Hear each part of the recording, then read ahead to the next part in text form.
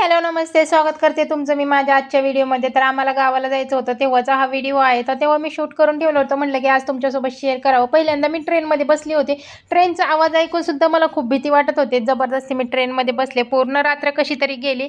सकाळी उठलो 8 वाजता आम्ही पोहोचलो होतो आग्र्यामध्ये. आग्र्यामध्ये उठल्यानंतर मायरा पण उठली होती आणि मायराचे पप्पा कसे शांत बसतात बघा. मी त्यांचा व्हिडिओ शूट करत होते, त्यांना माहीत पण नाही आहे.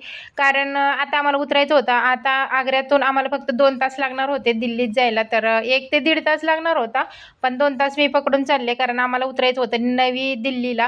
तर मायरा कशी थकून गेलेली आहे. पहिल्यांदा आम्ही एवढ्या लांब ट्रेनमध्ये प्रवास करतोय. लाईफमध्ये मी सुद्धा पहिल्यांदा ट्रेनमध्ये बसली होती आणि मायरा तर एवढी छोटीशी होती आणि 2 दिवसाचा प्रवास पूर्ण ट्रेनमध्ये जाणार होता. छान असं प्रवास झाला. उतरलो होतं आम्ही दिल्लीमध्ये. दिल्लीपासून आमचं गाव होतं 200 किलोमीटर. तिथून आम्हाला पुढे जायचं होतं. तर पुढे जाताना आम्ही आहे ते एक कॅब बुक केली होती आणि त्याच्यामध्ये आम्हाला मग भूक लागली होती. निम्म्या रस्त्यात आम्ही जेवण करण्यासाठी शिवा ढाब्यावरती थांबलो. तिथलं वॉशरूम वगैरे खूप छान होता. हॉटेलचा व्ह्यू पण छान होता. तर आपल्या महाराष्ट्रामध्ये तर आपण नेहमीच पनीर वगैरे खातो. तर म्हटलं इकडचं वेगळं काहीतरी ट्राय करावं. तर आम्ही दाल मखनी ट्राय केली होती. तर तुम्ही पाहू शकता त्याच्यासोबत आला होता हे बीट लावलेला, म्हणजे बीटचा कलर लावलेला कांदा. बीटचा कलर लावलेला हा कांदा आणि छान असं मातीच्या मटक्यामध्ये दही, म्हणजे मातीचंच भांडं आहे, त्याच्यामध्ये दही जमा करायला ठेवतात आणि तसंच फ्रीजमध्ये ठेवल्यानंतर ही दही भेटते, ती 150 रुपयाला भेटते.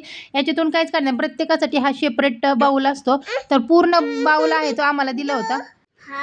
डाळ मखनी घेतली होती आणि ही दही फ्रेश होती, आंबट वगैरे नव्हती. मायरा बरोबर बोट बुडवून खायचे.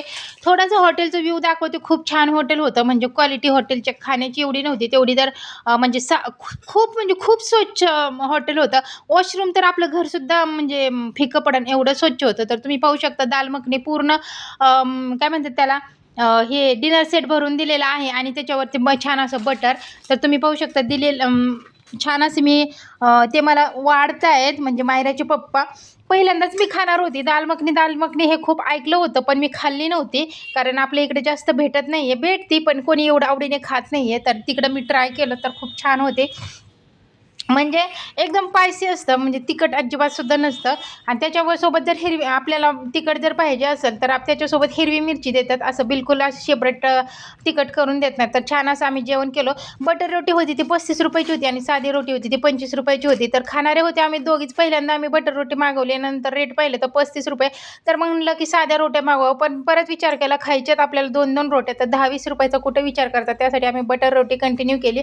तर 2-2 बटर रोटी खाल्ली. घरी गेलो तर घरी आमचं छान असं माकडांनी स्वागत केलं. तर तुम्ही पाहू शकता किती छान आमच्या घरावर हे आहे, ते आमचं घर आहे आणि घरावरती खूप सारे माकडं होते.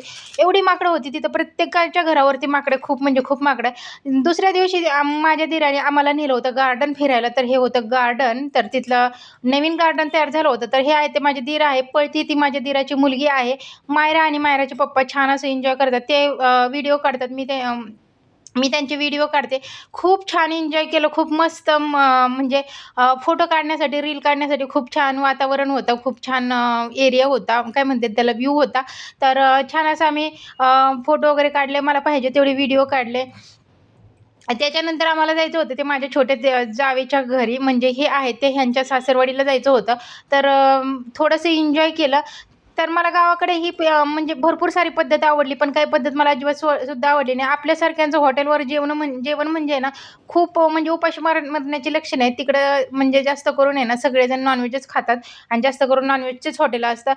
छान असं आम्ही घरी गेलो होतो सासरवाडीला. सासरवाडीवरनं पण परत आम्ही घरी आलो. हे माझ्या जावेचं एक आणि नंदचं एक कार्टून होतं. छान असं ते खेळत होते.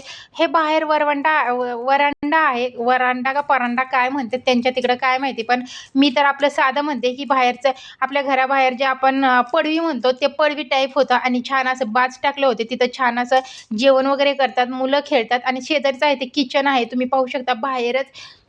किचनची सिस्टीम तिकडची खूप वेगळी आहे. प्रत्येकाच्या घरात छोटे-छोटे किचन, पण इथं आहे ना, प्रत्येकाच्या घरात आहे ना, कोणत्याच जावा-जावा आहे ना सेपरेट, म्हणजे सगळे सेपरेट राहतात. कोणीच एकत्र राहणार दिसणार. कोणाच्या लग्नाला असं 8 दिवस जरी झालेले असले तरी ती नवीन जोडपं वेगळंच असतं. तिकडं पद्धतच आहे. नवीन लग्न झालं की लगेचच घराच्या बाहेर काढतात आणि तुमचा तुम्ही संसार बघा, तुमचं तुम्ही सेपरेट म्हणजे राहायला लावतात. असं अजिबात नाही आहे की म्हणजे 2-2, 3-3 लेकरं, 2-2, 3-3 लय लांबपणे एक लेकरं मरेपर्यंत सुद्धा जावा एकत्र राहत नाहीत. आणि जर एकच मुलगा असेल त्यांना तर त्या सासू सासऱ्यांना तर ते सासू सासरे सेपरेट राहतात आणि त्या नवरा बायकोंना सेपरेट करतात. ही पद्धत तिकडं मला म्हणजे एवढी आश्चर्यजनक वाटली ना खूपच. म्हणजे एक जरी मुलगा असला ना तरी ती त्यांच्या आई-बापासोबत राहत नाही. आई-बाप सेपरेट राहतात आणि तो आपल्या बायकोला घेऊन सेपरेट राहतो. अशी पद्धत आहे तिकडं. म्हणजे कसं कमावून खाऊ. लगेचच जबाबदारी आहे ती मुलाच्या अंगावर टाकून देतात. कुठेतरी ही पद्धत चांगली पण वाटली, कारण मुलाच्या अंगावर जबाबदारी जर टाकून दिली, किती दिवस आई-बापाच्या जीवावर मुलाच्या अंगावर जबाबदारी टाकून दिली, तर मुलगा आहे ते जबाबदारीने काम करतो, आपल्या परिवाराला सांभाळतो, बायको मुलांना सांभाळतो.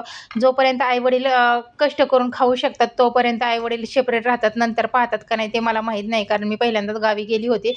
तर तुम्ही पाहू शकता मुली अशा छान अशा खेळत आहे. आणि हे जर तुम्हाला जर गाव पाहिजे असेल, तर म्हणजे आमचं जर गाव पाहायचं असेल तर तुम्ही मला कमेंट बॉक्समध्ये सांगा. मी तुम्हाला नक्की माझं पूर्ण गाव आहे ते दाखवेन. पूर्ण गाव म्हणजे पूर्ण गाडीवर हिंडून मी तुम्हाला माझ्या गावाचा व्हिडिओ काढून दाखवेन आणि माझं गाव कुठलं ते तुम्हाला कमेंट म्हणजे नक्की सांगेन.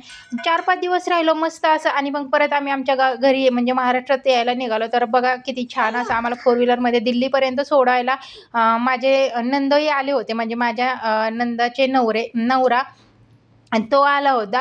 तर असं होतं माझा आजचा व्हिडिओ. तुम्हाला कसं वाटलं ते कमेंट करून नक्की सांगा. व्हिडिओ आवडला असेल तर व्हिडिओला लाईक, शेअर, सबस्क्राईब नक्की करा. आणि तुम्हाला जर माझ्या गावाकडचा व्हिडिओ जर पाहायचा असेल, माझं गाव कोणतं आहे ते जर जाणून घ्यायचं असेल, तर ते कमेंट बॉक्समध्ये नक्की विचारा. मी तुम्हाला नक्की सांगेन. थँक